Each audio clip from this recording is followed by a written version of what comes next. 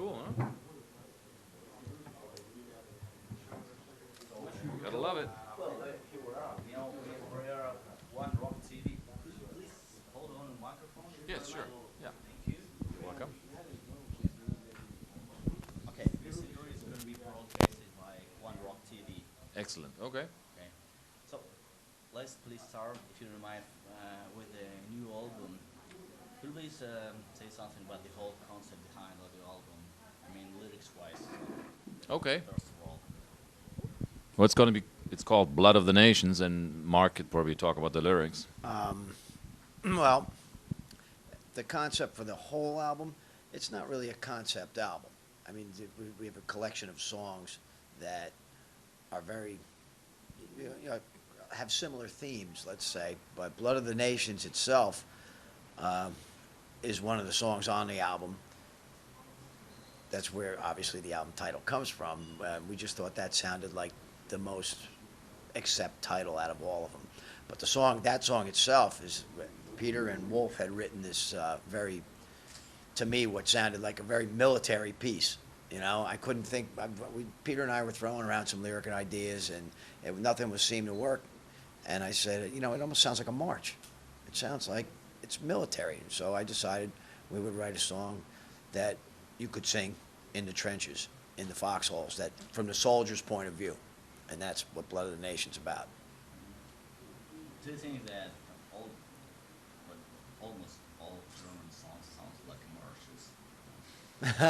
Well, I guess the Germans obviously like their marches, but I I mean, don't. not lyrics-wise. No, I know not what you mean. language-wise. No, yeah, but I think no. I mean, not our stuff doesn't sound like marches. I don't think so. Man, we're about, our accept music is about strong sing-along melodies, strong riffs, big choruses and driving beats, and that's what our style is.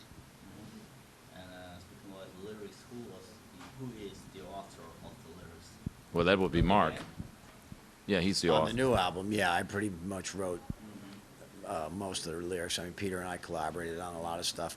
A lot of the titles came from working titles that Right. Wolf had put on them or Peter had put on them, and just they seem to fit. It seems to work, and you just roll from there. So Yeah, and as far as the actual songwriting, it's mostly a collaboration of Peter and me sitting together first, writing the initial riffs and the initial song structures. And we had written, I don't know, probably about 40 songs or more. Not all of them finished, of course, but all at that stage, usually they have a title so that you can refer to them as like a working title. And then some of them survive and some of them do not. But we had written more songs than ever on this record. And Yeah, right. then we sat down with Andy Sneap, and he sort of fished through all the good stuff and put it together the way that he felt was most accept-like, So that he was a huge help in all this. And so basically between Peter and myself, it's the same songwriting team that we've always had, No, I mean, we still unfortunately didn't hear to it yet. I know, but you will, and Yeah, you will so find. they released on September or something. Right, like that. yeah. Cool. But we already know. But you've heard two songs, right? Yeah. Two songs, The Abyss and Teutonic Terror. Yeah. And the title of the song are quite catchy. Right. Yeah. Could you please choose some of them and explain? I mean, some of your favorite tracks, and please explain something about them. about the lyrics, Yeah. well, I mean, the whole lyrics and the whole idea, concept, inspiration, or something like that. Teutonic Terror was originally just an idea I had about the similarities between what rock bands do and like what the Barbarians used to do. Going from town to town, rape and pillage, take everything and leave. So that's kind of what that song's really kind of a goof, but it didn't come out that way. It came out more of an anthem, I think. Right. And the video obviously wasn't a goof. We weren't, The Abyss was just, pretty much, here we are. The whole it's turning. We're going to try and keep it afloat, that's all. That's what that song's about. There's quite a few other songs that address current issues, and some that are just fun. So, I mean, what else can we name? Some of the titles: Locked and Loaded. Locked and Loaded, No Shelter, which is was started out as a poke at Wall Street after the collapse of the stock market. What about Too Soon and Terror? Well, he just talked about that. I just talked about Teutonic Terror. What else do we have? Pain of Rolling- Kill the Pain. Rolling Thunder. Rolling Thunder, yeah. Which is a song that Herman actually wrote. What else? New World Coming. New World Coming is another title, and that's again pretty much just about what's going on in the world and where we're going, But like I said, a lot of the themes are pretty much current event type things. That's probably a boring question, but how did you come up with the idea of rebirth of accent? Well, that's sort of a very unique story in a way. I mean, it's really almost like you couldn't make up this kind of story. Peter and I were not, Udo chose to not be part of any Accept ever again, and he left the band 25 years ago. So that he said he made it perfectly clear, no more Accept for him. And then we kind of had given up. We didn't think there was ever going to be any more Accept. And one day, he and I were just playing music for fun, jamming, and somebody suggested we invite a singer who lives close by so he could join us just for a fun afternoon. And that name was Mark Tonillo. So, and we invited him, and he came over, and Peter and I looked at each other and thought, like, my God, there's a chance we could maybe revive Accept, because he sounds like he's always been an Accept, or should have been an Accept, or whatever, He didn't sound just like Udo or like an imitation. He sounds like his own man, but he can perfectly do this old material that we have. And before we knew that he existed, we didn't even think about, reviving Accept. So it's a fantastic story, it's almost like a fairy tale. It was kind of spontaneous. Oh, very, yeah. And that same day we announced it to the world, hooray, we're going to do Accept again, Very spontaneous. And what about the lineup? I mean, almost the same lineup. I mean, have you ever, I mean, during the whole years out of Accept, in the contact with Peter Walters and the Yeah, rest? yeah. I mean, not on a daily basis, but we've always talked and we've always knew what we were doing. Yeah, definitely. But, we were all involved in little bits and different things, musical projects, but nothing professional, nothing like of this grand scale, obviously. Like for myself, I can only speak, I've always only been in Accept. I've never been in any other band. This has really been my one and only project ever in life, except for a few little other things, but, What about your other projects? I mean, do you still live in the USA? Yes, I do. But I've lived in Germany for 2 years in between, so I guess, in Berlin. I mean, I've moved around so much, but right now my basis is in the U.S. Job? Yeah, that's right. Yeah, Accept. that's right. I actually, at a certain point, I quit music altogether and became a photographer and made my living as a photographer. But, to tell you the truth, I'd much rather be on stage in front of Russian fans. Taking pictures is fun, but shredding is more fun. It's more fun on the other side of the camera. That's right. Okay, speaking of the short, then who's your favorite guitarist? Oh, I mean, nowadays probably among the modern guys, or I don't know. I don't know. To me personally, I think the best guitar player in the world is Uli John Roth. But at the same time, I don't think his music is the best. I mean, there's always this, what do you consider the best guitar player? It always depends. Is he technically the best, or is his taste the best, or what? I mean, there's, they're probably both, but his songs are certainly not the best. I mean, there's probably better songwriters, but so it's a very, and my influences has always been Ritchie Blackmore, Uli Roth, and AC/DC for the riffs and that sort of thing. Judas Priest.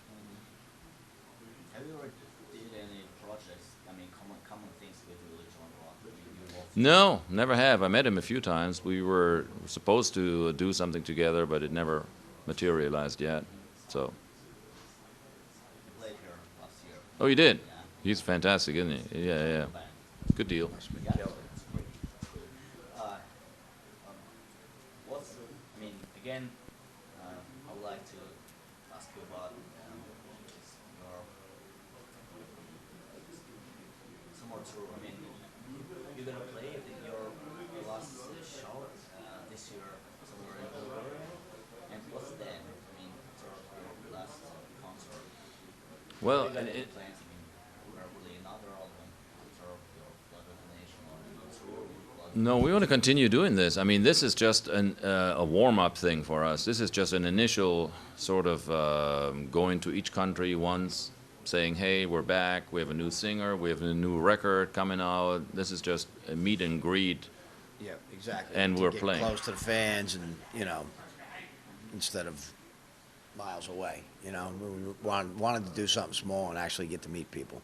So And it's perfect. We're playing these somewhat smaller venues where we can actually be close to the fans, and they can. the old days.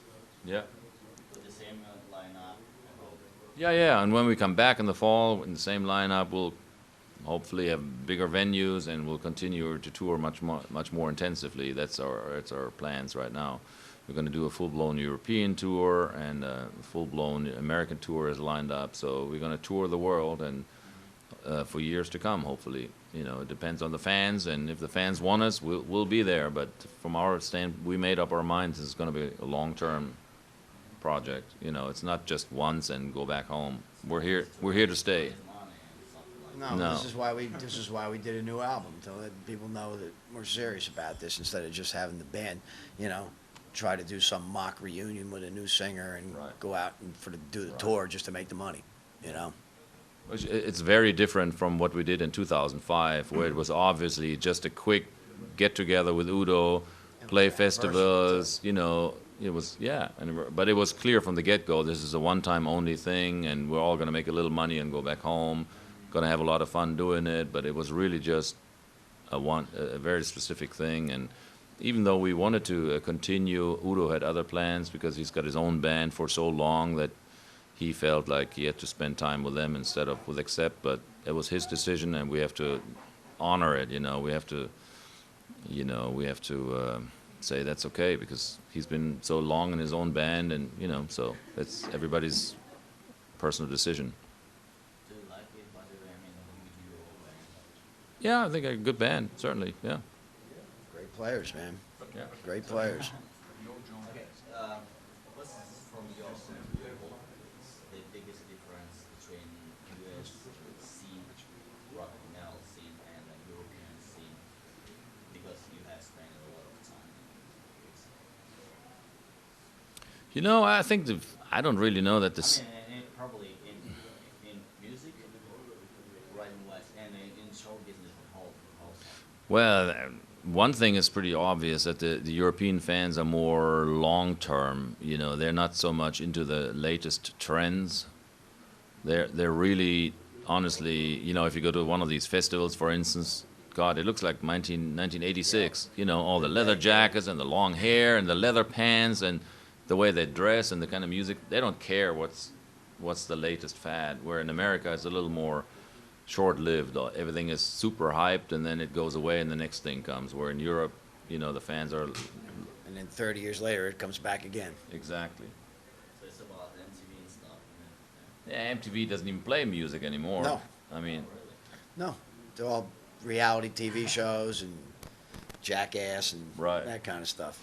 but it's a shame, because I mean, there's still all these millions of fans out there that sort of would go to festivals or shows, but hopefully there are going to be more and more of those kind of things, even also in America, because the fans are still there. It's just not, the scene as such is not as strong as it is in Europe. But you can certainly still do tours and all this kind of stuff. So the fans are still there. It's just not as organized as here in Europe, I'd say. And I think that fans in Europe are more into lyrics. I mean, probably into lyrics. I think you're probably in right. America, they're more Yeah. and they don't probably care about lyrics at all. Yeah. Or I'm not sure. I'm probably mistaken. I don't know. I don't know. That's a tough call. We'll have to wait and see. Yeah, we will. Cool. Okay, I'm afraid our time is running out. All right. Please wish something to the audience of One Rock TV. Oh yeah, the very last question, please. About okay, from our viewers, question is it's about your tattoos. The what? You? Tattoos. Oh, I don't have any. You gotta ask him. What do your tattoos mean? It's up to you, Howard. What do they mean? Yeah. Yes. Probably. What's your favorite or something like that? Well, look, I've got the accept lion right You there, got the low, accept, all you need to do is put accept right there. right? Put the And I line have the there. accept lion.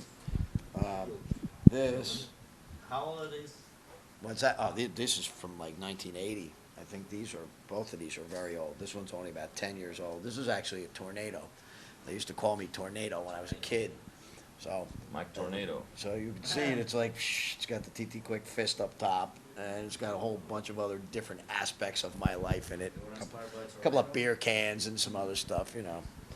This was, my grandfather was really into horses, so I got this Pegasus when he passed away. And those are the only three right now.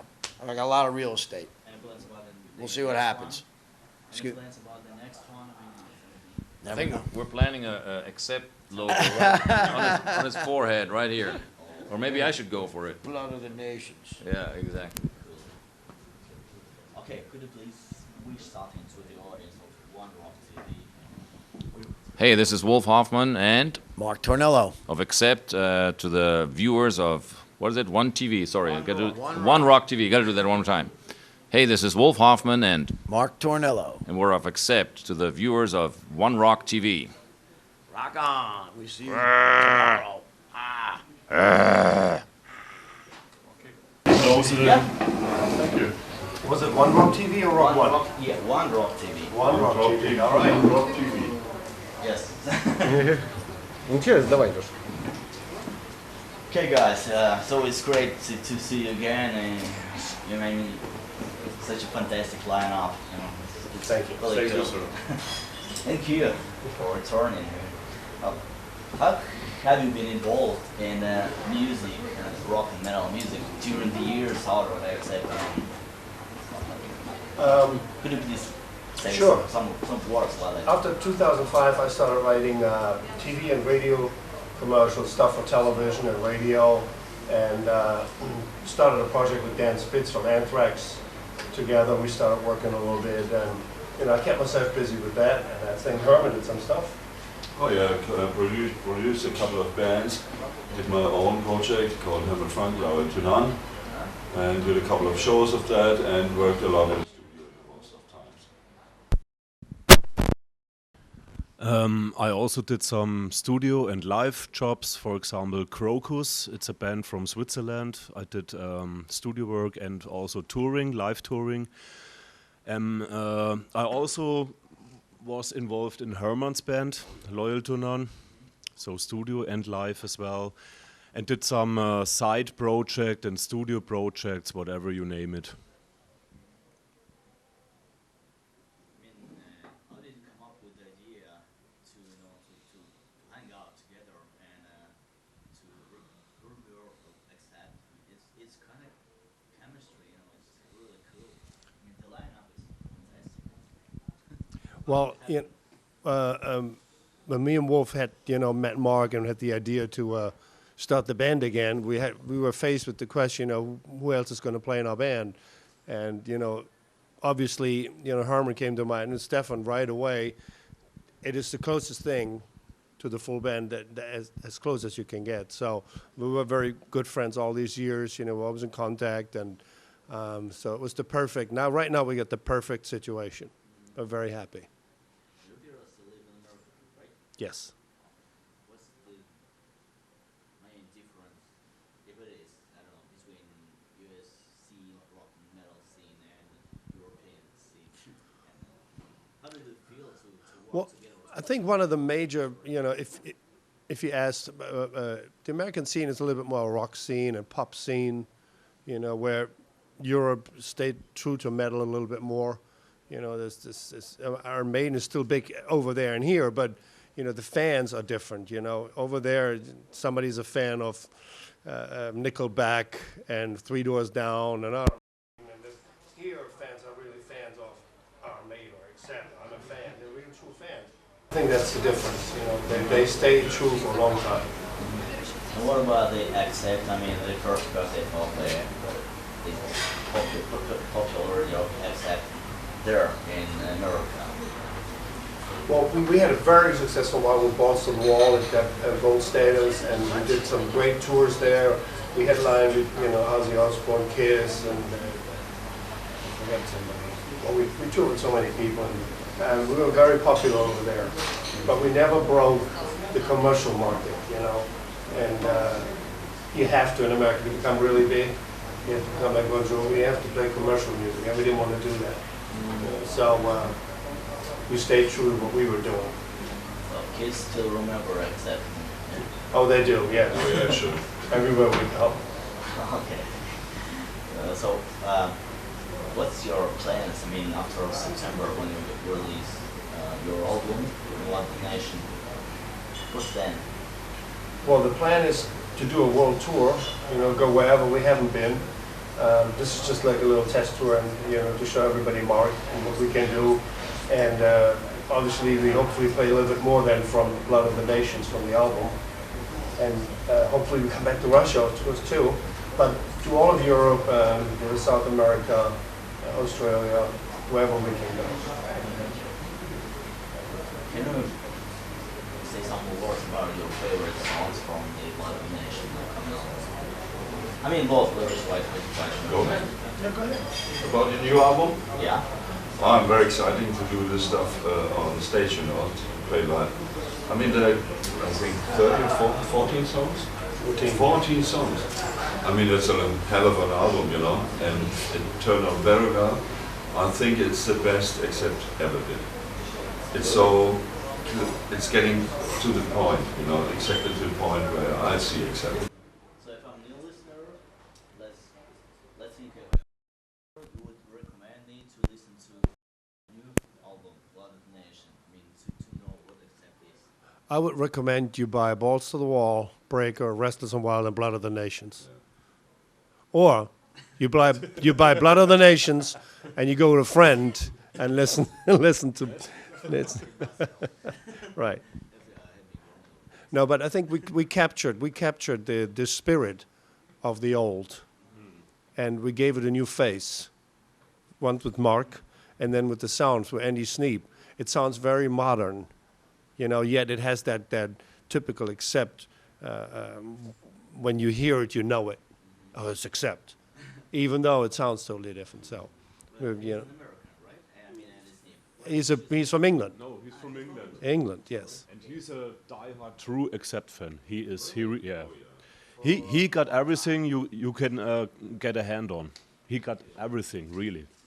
And he knows everything. He has produced, I mean, some American bands. I didn't know that he's from England. He's from England. Yeah. He's English. Yeah. Well, the last one he did was Megadeth. Yeah, I know. How Yeah. did you choose him? I mean, how did you find each other? I think they did one before. And, you know, but he got very famous. The last couple of bands he did, I think Exodus and Testament, and so that sound, Arch Enemy, his sound became very famous. So, What do you like any that kind of modern bands like Arch Enemy or kind of new metal and stuff? I mean, do you like old school bands or probably listen to some new bands as well? I mean, There's It's a good good- bad music running, isn't it like that? Good or bad music, you decide. It's I don't care if it's old school or modern style, you know. well, there's some new bands I like. I like Airborne. That's a really cool band. There's a lot of new stuff coming up, but then there's a lot of old bands coming up with new records. So, you know, I just heard that. Who is that? I always forget. I'll remember later. okay, well, let's go later again. Well, back home is not a good term. Germany. What's going on in Germany? How do you consider the situation in Germany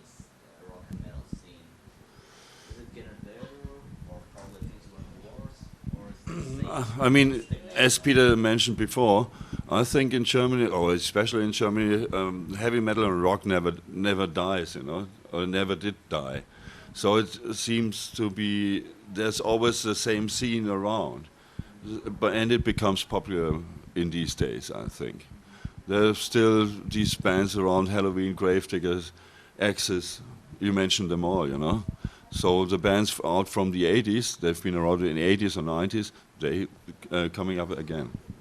Will you continue some of your projects, I mean, along with the Accept, or Accept is the only one to use? I mean, right now there's no time for other projects. I mean, we force our power on this thing. I mean, there's nothing else you can do right now, and there's no willing for it right now. Maybe in half a year or a year, if we fiddle around a little bit and did a couple of countries touring, you know, then we might find some space or some time for doing different things. Then. Well, anyway, is that Accept is not a project, but it's a band. Well, you know, we have a lot of countries to cover. A lot of people are waiting for a long time for us to play again. You know, the set list is really cool. We're playing some really old songs, and we rehearsed them very well, so they really sound good and cool. And there's countries we need to go. South America, it's a big market nowadays. Australia, South Asia. You know, we might even go to China, and so we'll be traveling for a long time. And then, you know, we write a new album, so we're going to gather ideas while we're on the road. But we're very excited, so we want to go. Your Blood at the Nation album is going to be released in China as well, and it's in Asia. Yeah, worldwide. Worldwide, the end of August, the beginning of September. But there's an EP coming out, the two titles, The Abyss, and on the other side is Teutonic Terror. It's going to be a picture disc, a vinyl, really cool collector's item. That comes out in May, and then, you know, then it's only June, July, August. It's fast. I know everybody's waiting. We understand. If you have any new songs, the last question. Could you please tell some words about your favorite tracks from the upcoming album? You know, it's really difficult because we really like them all. We made sure we took a long time to do the album. We wrote so many more songs, and a lot of them we threw away. And we said we take these 14 and we do them right. A lot of the songs are very long, so we didn't had any pressure to make a single or make it, you know, commercial. So we could make good riffs, long riffs, big solos. So they're very unique. We have two. I'll give you this. We have two really fast songs, really fast. We have a ballad. We have two songs that start with bass. You know, a couple of ideas. So that's different than in the old days. So you will like it. Are you going to sing any song like you used to do? I just did background vocals with everybody else, you know. Mark sings in The Abyss, for instance, in the middle part. That's all Mark.